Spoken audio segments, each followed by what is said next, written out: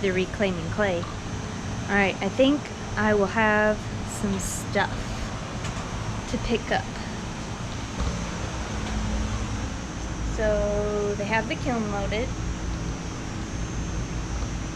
I have some stuff in there. Or the glaze kiln. Gas kiln.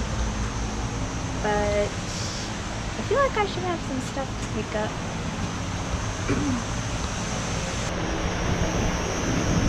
Yep. All my stuff's gone off the shelf, so it's somewhere.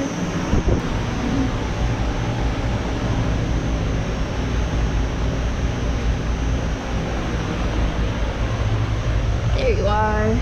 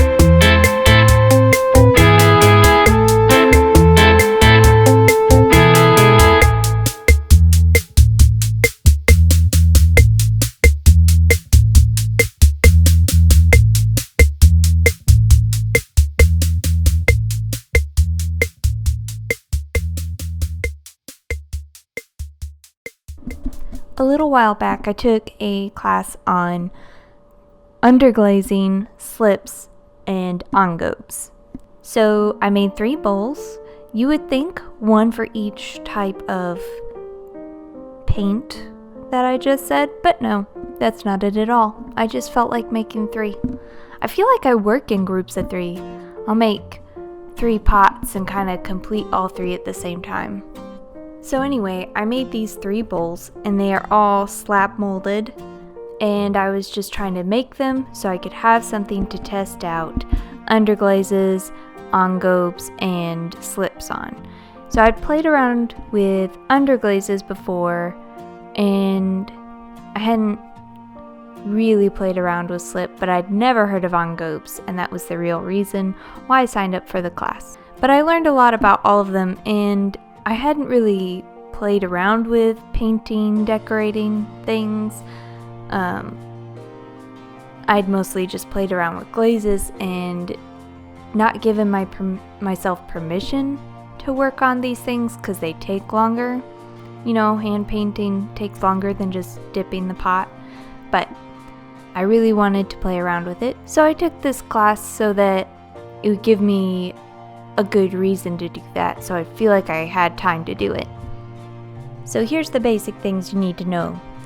Underglaze can be painted as soon as the pot is dry enough to handle, all the way even after it's bisqued, just so long as there's not any glaze on it, fired on it already. You can even paint underglaze on top of glaze before it's fired, and it'll kind of soak in, but you run the risk of the color running.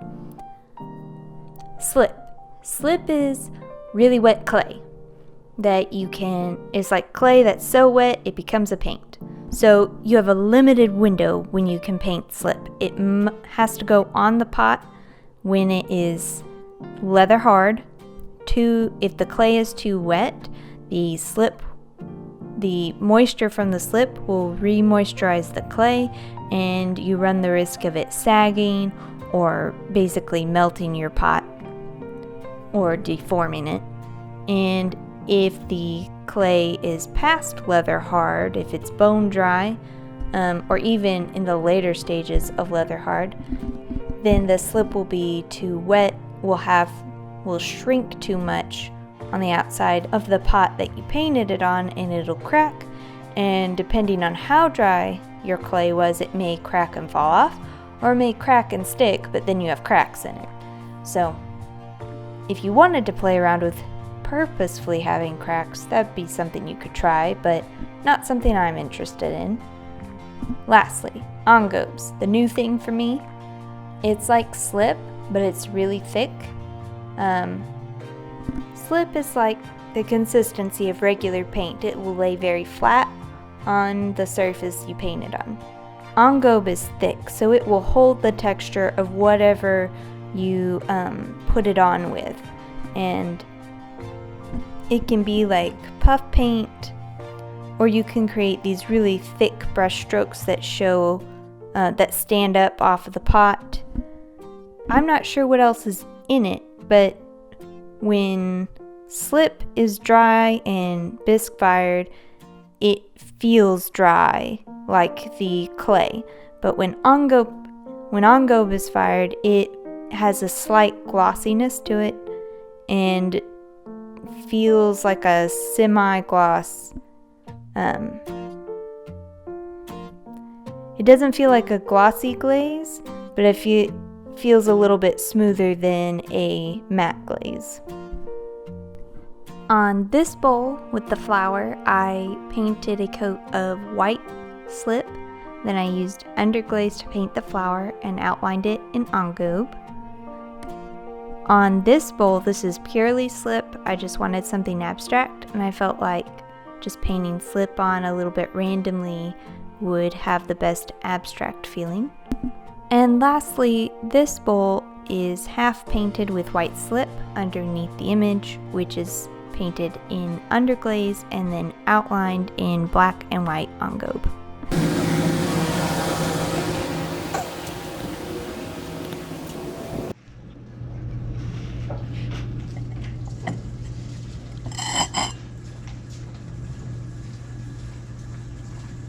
Ooh, that came out nice.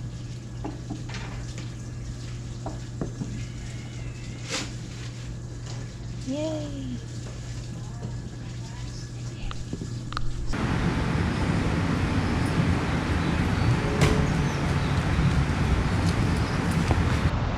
Okay, real quick before my class starts, I gotta show you how these came out.